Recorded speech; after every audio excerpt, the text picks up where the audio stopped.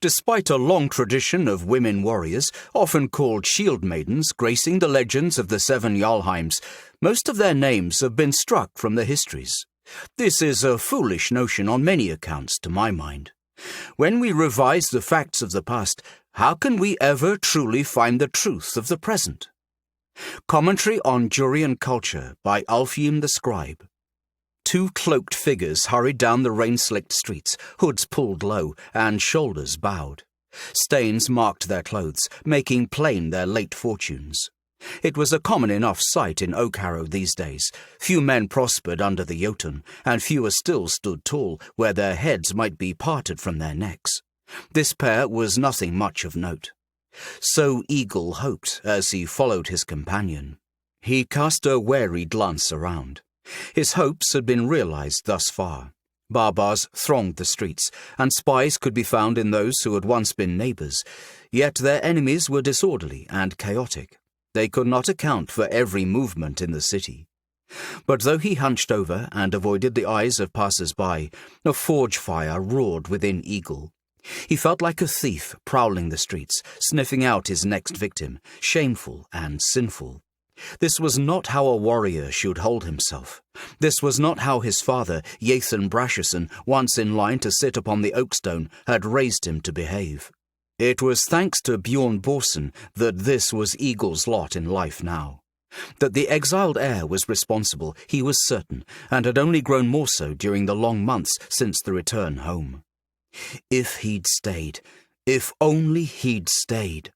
Had Bjorn not sought vengeance among the teeth, Eagle would not have been honour bound to accompany the sprite's damned quest. They would not have been outside the city when the Jotun attacked.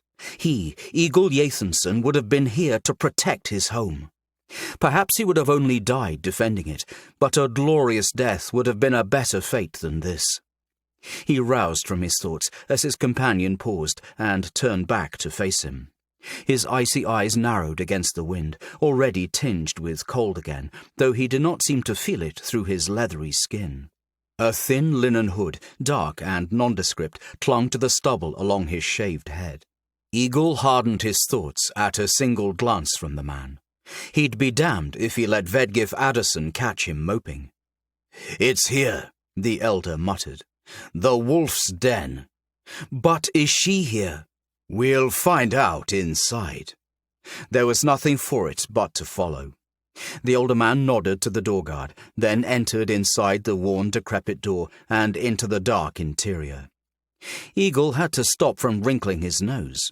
He had seen his fair share of filthy taverns, but the wolf's den more resembled a latrine and smelled like one as well. Its wattle and daub walls were stained with smoke, and ash streaked across the hearth, sputtering in the far corner. The figures huddled at the crooked tables glanced up at their entrance, but looked away as quickly, each careful to mind their own. A barmaid, or perhaps a whore by her state of dress, swaggered between the tables without attracting business of either kind, an empty tray clasped in her thin hands. The barkeep did not rise from his stool, but only watched them from behind dark, greasy curls. As far as Eagle could tell, every last occupant was Verg. He forced his fists to relax as he followed Vedgif to an empty table and sat. All the most defensible positions in the place had been taken, so they were forced into the open, no walls to protect their rear. He and the elder sat opposite of each other, a silent understanding passing between them to watch each other's backs. After a long pause, the sultry barmaid drifted their way. "Anything for you, loves?" "Ale," Vedgif answered. Eagle grunted his affirmation. The woman took a step away, then paused. "Nothing more?" She gave a significant look down at her bosom, which spilled forth from a lazily fastened shirt. Eagle looked away, his stomach stirring with anything but desire. The elder spoke for them both. "Not today." The woman only shrugged. "There's the loft, if you change your mind." Her eyes lingered on Eagle before she turned away. Vedgif gave him an inscrutable look, then turned back toward the entrance.